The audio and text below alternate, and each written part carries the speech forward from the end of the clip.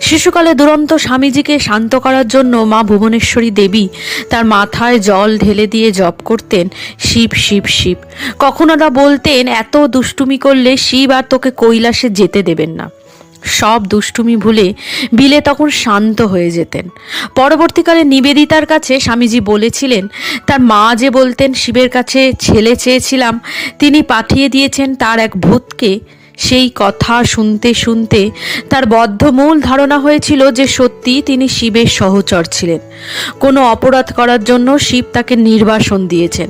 তাই তিনি সংকল্প করেছিলেন তার সারা জীবনের চেষ্টা হবে আবার শিবের কাছে ফিরে যাওয়া। সেই জন্য মা যখন তার মাথায় জল ঢেলে শিব শিব বলতেন, নির্বাসন পাছে আরও দীর্ঘ হয়ে যায়, সেই ভয়ে তিনি তখন শান্ত হয়ে যেতেন। আবাল্য স্বামীজির শিবের প্রতি এই অদ্ভুত শ্রদ্ধা, বিশ্বাস ও ভালোবাসা ছিল। নিবেদিতার কাছে